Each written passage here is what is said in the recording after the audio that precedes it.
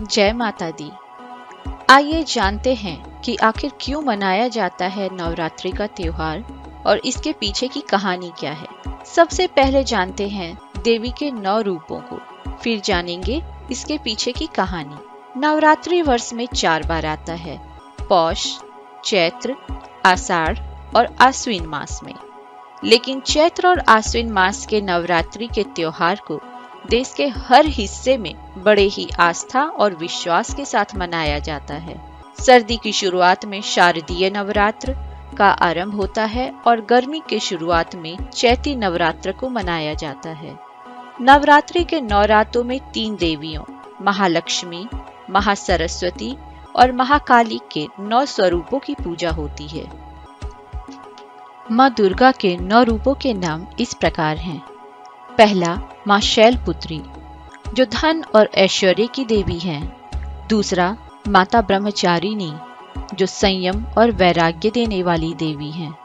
तीसरा, माता चंद्रघंटा, जो कष्टों से मुक्ति दिलाने वाली हैं। चौथा, माता कुष्मांडा, जो दोष से मुक्ति दिलाने वाली हैं।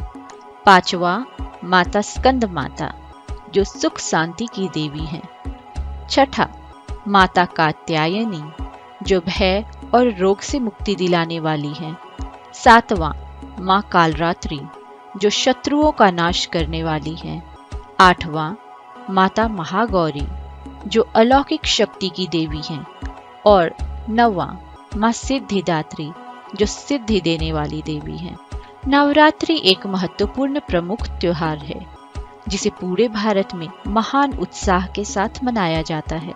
एक मान्यता के अनुसार नवरात्रि का त्योहार माँ दुर्गा के द्वारा महिषासुर नामक राक्षस के वध की खुशी में मनाया जाता है। कहा जाता है कि राक्षस महिषासुर ने अत्यंत कठिन तपस्या करके भगवान ब्रह्मा से अमर होने का वरदान मांगा, जिस पे ब्रह्मा देव ने कहा कि अमरता का वरदान वो नहीं दे सकते, क्योंकि जो पैदा हुआ है उसे नष्ट भी होना होता है, तो इसके बदले वो कोई और वर मांग ले। यह सुनकर महिषासुर ने कुछ सोचकर कहा कि ठीक है, तो आप मुझे किसी औरत के हाथों मरने का वरदान प्रदान करें। सच तो ये है कि उसने सोचा था कि औरत उससे ज्यादा बलवान हो ही नहीं सकती। इस वरदान को प्राप्त करते ही महिषासुर खुद को धरती का सबसे शक्तिशाली जीव समझने लगा। वह देवताओं पर आक्रमण करने लगा, सभी देवता के अधिकार छीनकर खुद ही उनका भोग करने लगा।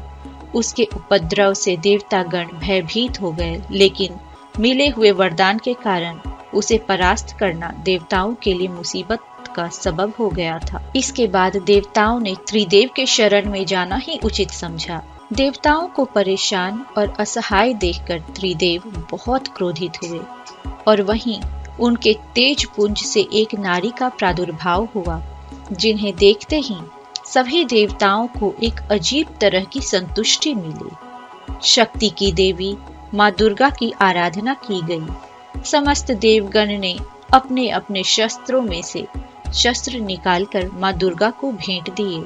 सभी देवताओं के शस्त्र पाकर माँ दुर्गा अलौकिक रूप से शक्तिशाली हो गईं और उनकी आभा से पूरा जगत व्याप्त हो गया। देवताओं ने दोनों हाथ जोड़कर माँ शक्ति से विनती की कि वे असुर महिषासुर का वध करके उनकी रक्षा करें। इसके बाद महिषासुर और माँ दुर्गा के बीच पूरे 9 दिनों तक भीषण युद्ध हुआ और 10वें दिन महिषासुर का वध कर दिया गया। महिषासुर का वध करने के कारण ही माँ दुर्गा महिषासुर मर्दिनी कहलाईं।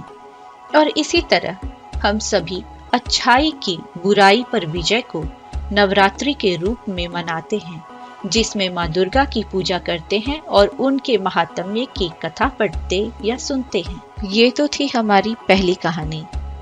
दूसरी कहानी के लिए देखें मेरी नेक्स्ट वीडियो। जय माता दी।